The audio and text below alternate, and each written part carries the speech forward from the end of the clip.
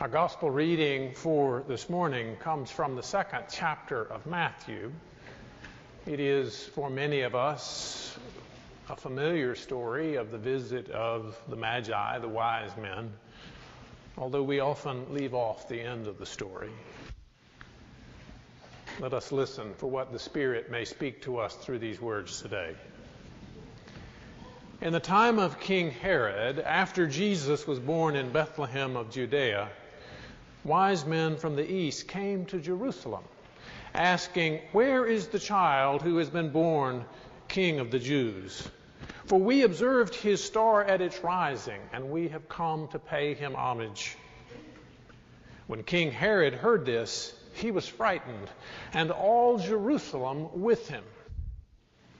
And calling together all the chief priests and scribes of the people, he inquired of them where the Messiah was to be born. They told him, "In Bethlehem of Judea, for so it has been written by the prophet.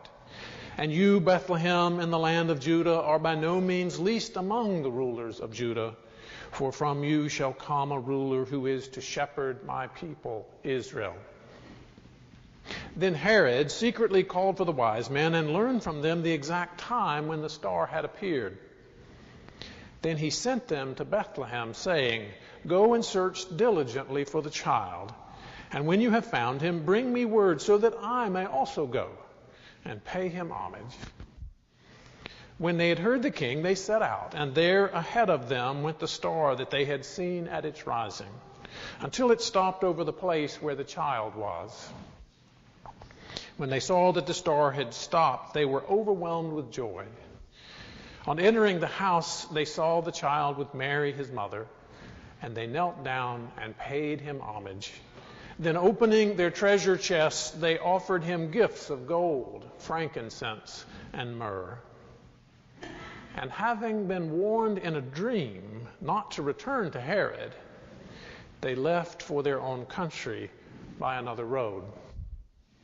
Now after they had left, an angel of the Lord appeared to Joseph in a dream and said, "Get up, take the child and his mother, and flee to Egypt, and remain there until I tell you, for Herod is about to search for the child to destroy him." Then Joseph got up, took the child and his mother by night, and went to Egypt, and remained there until the death of Herod. This was to fulfill what had been spoken by the Lord through the prophet, "Out of Egypt I have called my son." When Herod saw that he had been tricked by the wise men, he was infuriated, and he sent and killed all the children in and around Bethlehem who were 2 years old or under, according to the time that he had learned from the wise men. Then was fulfilled what had been spoken through the prophet Jeremiah. A voice was heard in Ramah, wailing and loud lamentation, Rachel weeping for her children. She refused to be consoled because they are no more. The word of the Lord. Thanks be to God. In the church I previously served, we would have a hanging of the green service on a Sunday evening early in the season of Advent.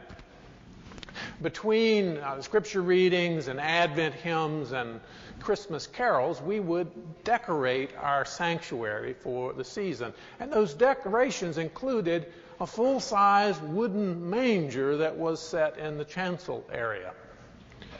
During one of those services, I called the children up and gathered them around the manger, and I talked to them about this one whose birth we would soon celebrate and why he was born.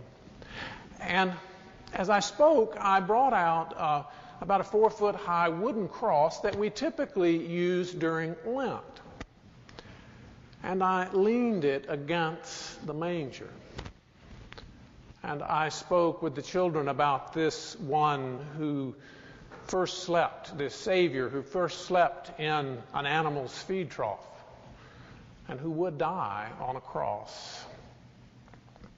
And a few of the people at what was a sparsely attended service mentioned how moving it was to hear this message of manger and cross.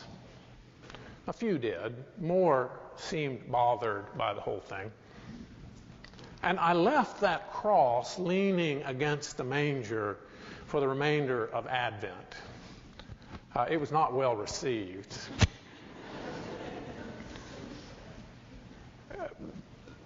Some people said that it sapped all the joy out of the season. And I don't know, but I would venture a guess that it garnered more complaints than anything that ever got done or tried in worship in my 11 years in that congregation. And needless to say, I never tried it again.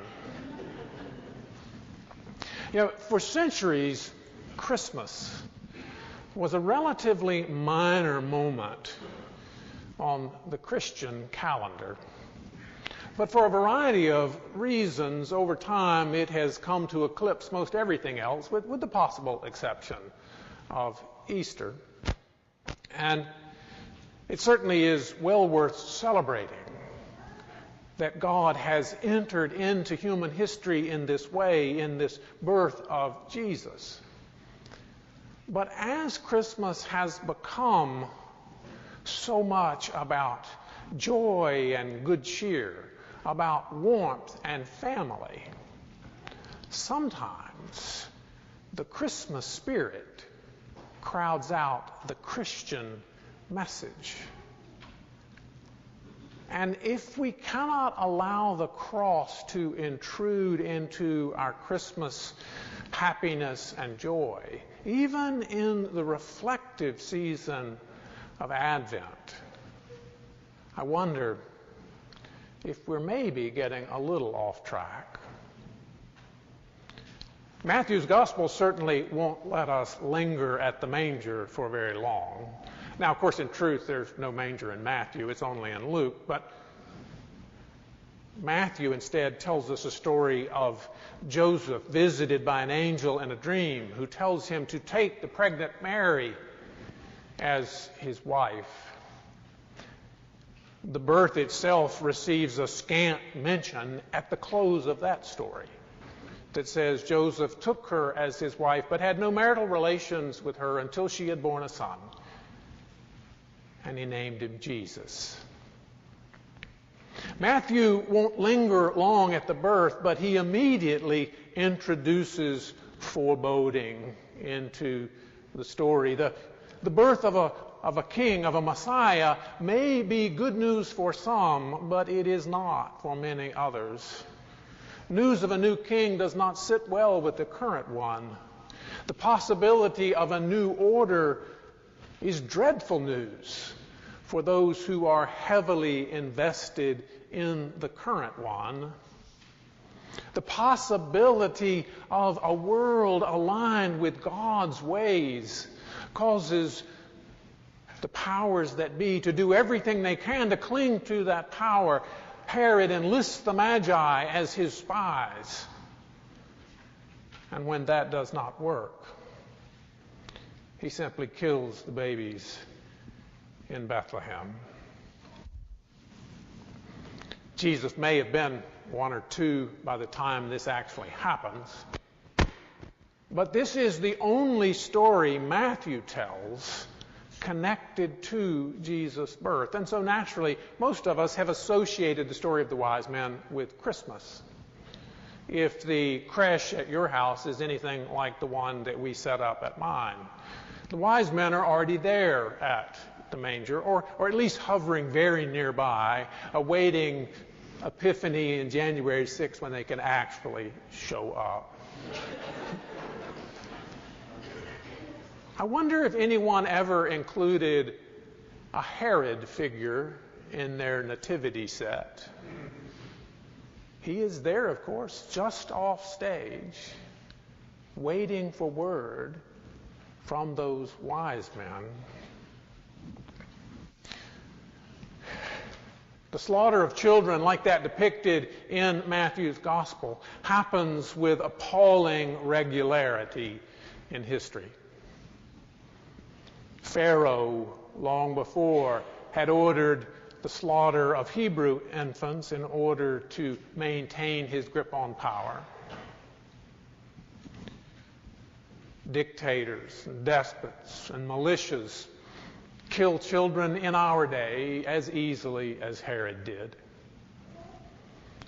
In the most recent conflict between Israelis and Palestinians, Hamas launched their rockets from sites carefully chosen so that any retaliation by Israel would kill civilians and especially children.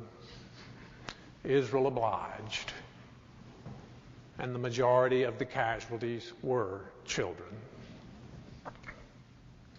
In the chapter of his book that gives today's sermon its title, Brian McLaren writes, "The next war, whoever wages it, will most likely resemble every war in the past. It will be planned by powerful older men in their comfortable offices, and it will be fought on the ground by people the age of their children and grandchildren. Most of the casualties will probably be between 18 and 22 years old, in some places much younger. So the old music of the ancient story of Herod and the slaughter of children will be replayed again, and again the tears of mothers will fall."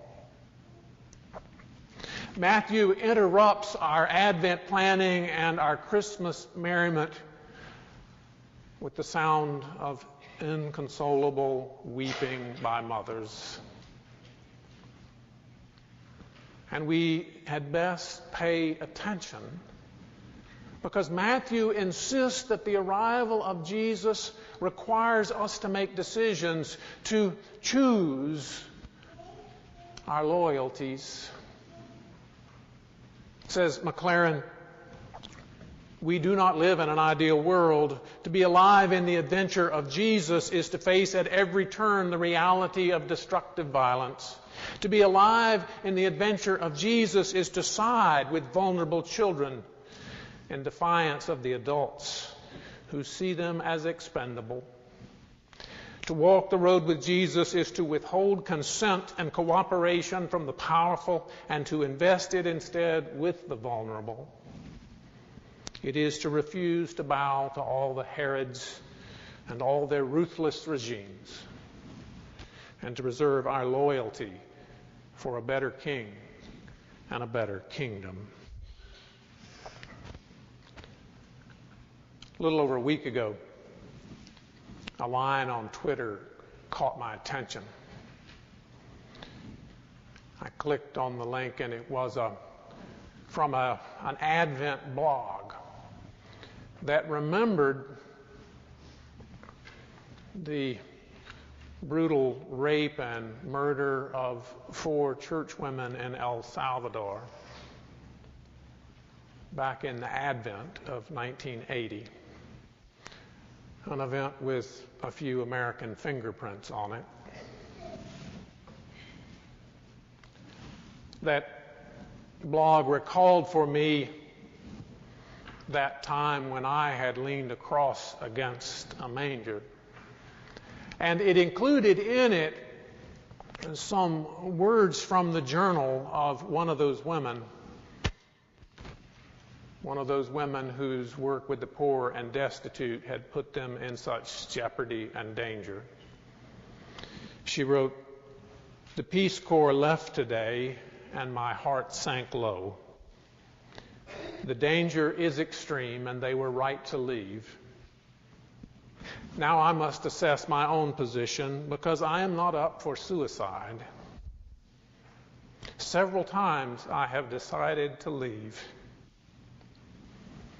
I almost could, except for the children, the poor, bruised victims of adult lunacy. Who would care for them? Whose heart would be so staunch as to favor the reasonable thing in a sea of their tears and helplessness? Not mine, dear friend, not mine." The blog continued with a call for us in this season of waiting to keep our eyes open, not to hide from this world of Herods and dictators and old men planning wars from their offices, but to be alert, to weep with those mothers who cry, and to align ourselves with them. And the blog itself ended with the line that had first grabbed my attention. It said, ultimately, if you can't stare at the cross, deeply gazing at the creche is not possible. In this season of waiting and watching, in this season of preparing the way, in this season of trivial calls to keep Christ in Christmas that so often have nothing to do with the kingdom, that new day that he proclaims. In this season, I hope that the creche does not blot out the cross for us. I think that is why McLaren invites us to keep Herod in Christmas, ending with these words. So let us light a candle for the children who suffer in our world because of greedy, power-hungry, and insecure elites. And let us light a candle for grieving mothers who weep for lost sons and daughters throughout history and today. And let us light a candle for all people everywhere who hear their weeping. In this Advent season, we dare believe that God feels their pain and comes near to bring comfort. If we believe this is true, then of course we must join God and come near too. All praise and glory to the God who enters into history in the birth of Jesus, an entry that frightens the powers that be and proclaims the joy and the hope of a day to come. Thanks be to God.